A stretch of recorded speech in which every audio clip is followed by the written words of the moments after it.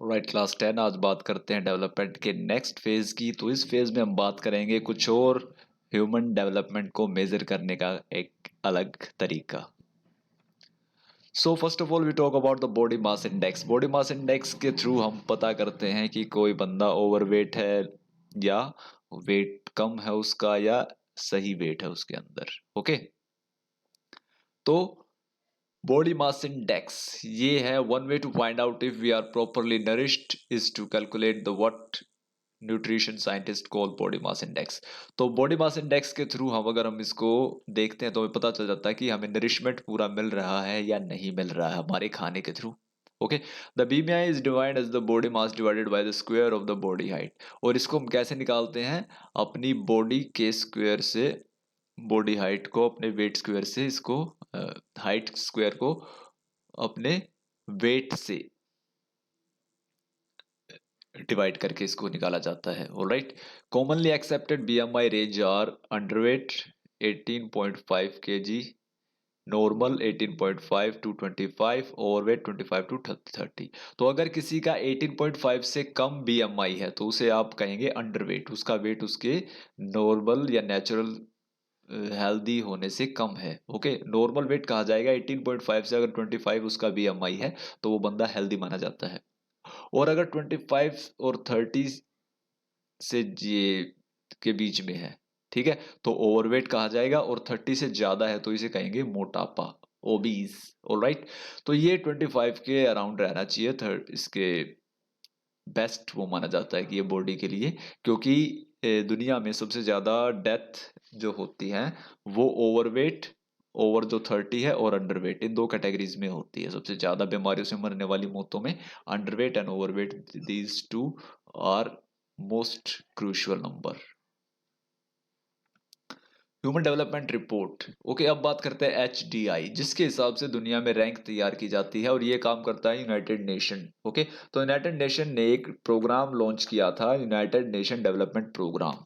Okay, इसमें हर countries को मेजर किया जाता था एक रैंक के हिसाब से, जिसमें उसकी रैंक जो भी होती है उस रैंक के अकॉर्डिंग उसको फिर देखा जाता है कि वो डेवलप है या नहीं है। तो ये 10 में से की जाती है, और 7, 8, 9 ये इसके डेवलप कंट्रीज के साइन है।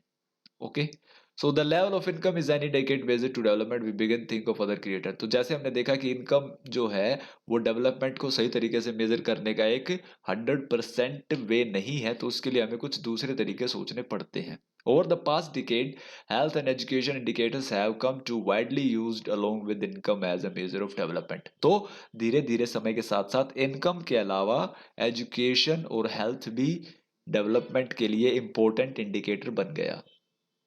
Human Development Report published by UNDP compare countries based on educational level of the people, their health status and their per capita income।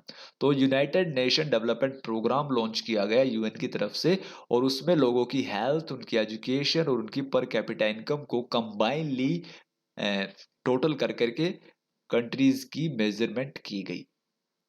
तो इंडिया और इसके नेबर में अगर आप देखें HDI 2019 की रिपोर्ट के हिसाब से, तो श्रीलंका एक छोटा सा देश है हमारे यहाँ पर, और आप ये उसके देखें per capita income $11,326 per annum है।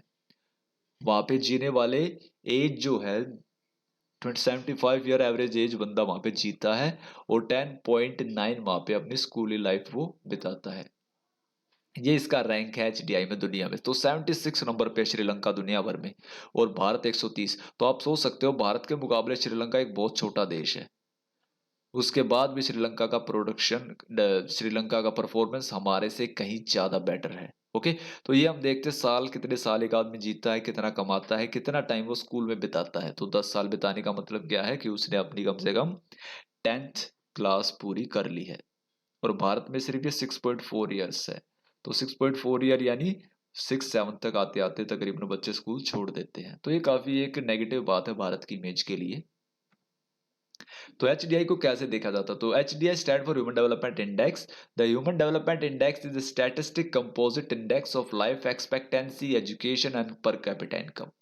तो ह्यूमन डेवलपमेंट इंडेक्स में इन 3 चीजों का मेजर किया जाता है। लाइफ एक्सपेक्टेंसी, कितना जिएगा, एजुकेशन, कितना उसने एजुकेट किया अपने आप को, और उसकी इनकम क्या है। Life expectancy at birth denote average expected length of life of a person at the time of birth. तो एक्सपेक्टेंसी क्या होती है कि किसी कंट्री में अगर हेल्थ अच्छी है, हेल्थ फैसिलिटीज अच्छी है, वहां पे फूड वगैरह रिक्वायरमेंट पूरी हो रही है, तो वहां पर क्या होगा, उनकी जीवन जीने की जो एज है वो ज्यादा आपको दिखाई देगी। जहां पर हेल्थ फैसिलिटी नहीं है, वहां पर आपको ये जीवन जो उनका है वो कम या छोटा दिखाई देगा। पर कैपिटा आपको पता ही है, calculated in dollar for all countries so that it can be compared.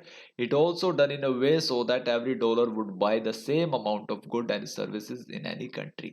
तो हर कंट्री में इसको डॉलर के थ्रू मेजर किया जाता है, और ऐसा भी श्योर किया जाता है कि वहां पर डॉलर की वैल्यू एक जैसी रहे हर कंट्री में। Okay, so this is the human development index, long and healthy life, okay, knowledge, a decent standard of living. So ये सब मिला के ह्यूमन डेवलपमेंट इंडेक्स क्रिएट होता है।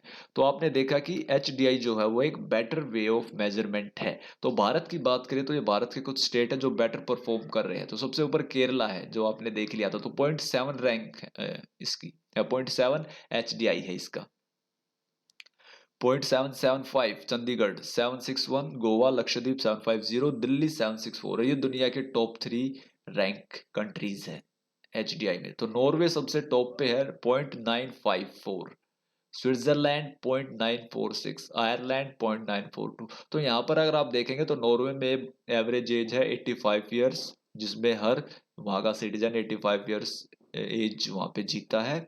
उनकी स्कूलिंग है कम से कम 20 ईयर्स, वो तो 20 साल अपने स्कूल में बिताते हैं, यानी वहाँ पे एवरेज हर बंदा आपको पोस्ट ग्रेजुएट दिखाई देगा, और उनकी इनकम बेस्ट है। तो ये तीनों चीजें नॉर्वे को, स्विट्जरलैंड को, आयरलैंड को टॉप कंट्री बनाती है इन टर्म्स ऑफ डेवलपमेंट। चारों तरफ से डेवलपमेंट की बात करें तो पढ़ाई लिखाई, हेल्थ, पैसा, सभी मिला के इन कंट्रीज को यहाँ पर क्रिएट करता है। ओके, तो भारत की जो है वो 0.6 है। अगर भारत के बहुत सारे स्टेट ऐसे हैं जो पिछड़े हुए हैं, जहाँ 0.4 भी है, उड़ीसा है, बिहार है, तो उनकी वजह से इंडिया की रैंक जो आती है 0.64 आती है, और 130 नंबर पे हम खड़े हैं। सो दिस इज द वर्ल्ड। ये वर्ल्ड मैप आप देख रहे हो, जो ज्यादा डार्केस्ट कलर है ग्रीनिश, वहां पर डेवलप कंट्रीज कहा जाता है, और फिर जैसे जैसे ये कलर लाइट होता जा रहा है वैसे वैसे डेवलपमेंट यहाँ पे डाउन होता आ रहा है। और ये रेड कलर, ये मोस्ट लीस्ट डेवलप कंट्री है, सबसे कम डेवलप। तो ये आप देख सकते हैं ज्यादातर देश अफ्रीका के हैं। तो अफ्रीका में भूखमरी काफी ज्यादा है, गरीबी बहुत है, तो इस वजह से ये रेड कलर में यहाँ पे शो कर रहा है।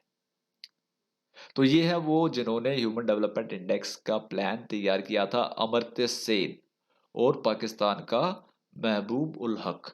इन दोनों ने यूनाइटेड नेशन की तरफ से ह्यूमन डेवलपमेंट इंडेक्स को बेटर करने के लिए यहाँ पर कुछ सुझाव दिए थे, और उसके हिसाब से ही आजकल UNDP की रिपोर्ट तैयार की जाती है। और इसी के लिए अमर्त्य सेन को पाकिस्तानी इकोनॉमिस्ट महबूब उल हक के साथ नोबेल प्राइज दिया गया था।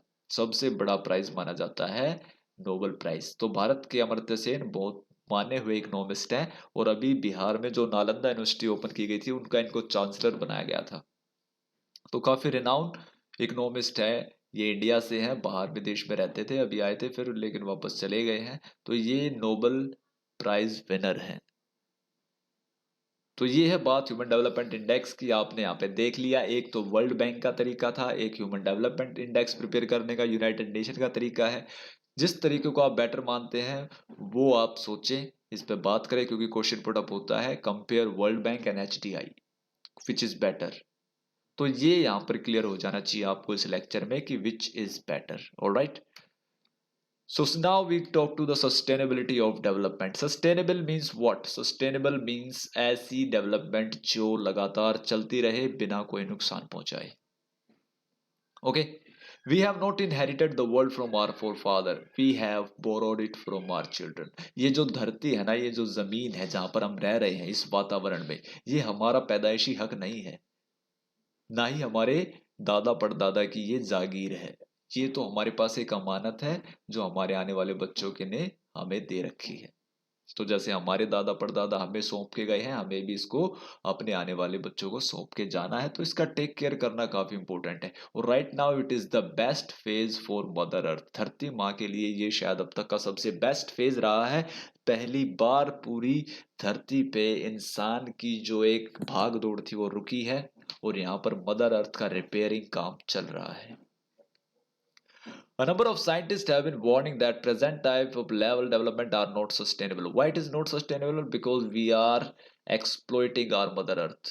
हम पेड़ काट रहे हैं, हम केमिकल इतना प्रोड्यूस कर रहे हैं, हम यहाँ पर पोल्यूशन इतना क्रिएट कर रहे हैं, तो ये सस्टेनेबल नहीं है। इस हिसाब से चलते हैं तो शायद बहुत जल्दी ही दी एंड हो जाएगा। Resources are replenished by nature as in the case of crops and plant. Resources हम खत्म करते जा रहे हैं क्रॉप्स और प्लांट्स की अगर हम बात करें तो। In the case of groundwater, if we use more than what it is being replenished by the rain, then we would be reusing the resources. Groundwater का सबसे बुरा हाल है। भारत जैसे देशों में सबसे ज्यादा ग्राउंड वाटर पे मार पड़ी है। लोगों ने जमीनों में कई फीट गहरे गड्ढे खोद दिए हैं पानी के लिए। बहुत सारे स्टेट्स में पानी की किल्लत है, और 2025 तक बहुत सारे इलाके ऐसे होंगे जो प्यास से मर रहे होंगे, क्वालिटी का वाटर नहीं मिलेगा उनको। और ये भी कहा जाता है कि आने वाला world war on the basis of water लड़ा जाएगा। Consequences of environment degradation do not respect national और state boundaries। ये लाइन जो है ये क्वेश्चन आई थी, 5 मार्क्स का क्वेश्चन आया था पिछले साल 10th बोर्ड में, कि क्यों किसी भी एनवायरनमेंट का नुकसान किसी स्टेट तक सीमित नहीं होता, वो आसपास के एरिया को भी कवर करता है। तो ये जाहिर सी बात है, अगर आपका वाटर फिनिश हो जाएगा, अगर आपका हवा जहरीली हो जाएगी, तो वो आपके घर तक नहीं होगी, वो आपके आस पड़ोस में भी फैलेगी। तो इसी तरह से किसी एक स्टेट ने अगर एक्सप्लॉइटेशन किया है नेचर का, तो वो स्टेट तो उसका फल भुगतेगा ही भुगतेगा, आसपास के स्टेट को भी उसका पे करना पड़ेगा। तो that is why sustainability of development comparatively a new area of knowledge. तो sustainability is most important. Chapter first geography में आपने ये देखा था, तो सस्टेनेबिलिटी वही है यहाँ पर भी सेम, एक ऐसा विकास जो बिना नुकसान पहुंचाए हम करें। तो एक नई तरह की नॉलेज है जिसमें scientist, economist, philosopher and social scientist are working together. So we all are working together for this. Okay, तो ये इंडिया ग्राउंड वाटर की रिपोर्ट है। तो 20 साल में क्या कह रहा है ये, इन 20 years about 60% of all India aquifer will be in a critical condition. आने वाले 20 सालों में 60% हमारा वाटर रिसोर्स फिनिश हो जाएगा। तो भारत जो है, India is the largest user of ground water in the world. सबसे बड़ा वो ग्राउंड वाटर का यूजर है यहाँ पर। देखिए, बचाने के नाम पे हम कुछ नहीं करते, और जब एक्सप्लोटेशन की बात आती है तो हमारी लालच की कोई भी दी एंड नहीं है। नॉर्दर्न इंडिया में और बुरे हालात है। सबसे यहाँ पर देखेंगे 75 to 85% ग्राउंड वाटर लेवल जो क्रिटिकल सिचुएशन में है। ओके, तो इसको मेजर किया है CGWB ने, सेंट्रल ग्राउंड वाटर बोर्ड जो उसके देखता सरकार की तरफ से। तो आप सोच सकते हैं इंसान की जो लालच की वजह से कितना बुरा हाल हो चुका है हमारे इसका। तो sustainability is most important in terms of board question, in terms of your life, आपके जीवन के लिए और आपके अच्छे नंबर लाने के लिए बोर्ड में सस्टेनेबिलिटी को आप अपने जीवन में प्रैक्टिकली उतार लें। So this is the end of lecture 4. In next lecture we will revise and see some exercise questions. All right, so stay tuned. Thank you.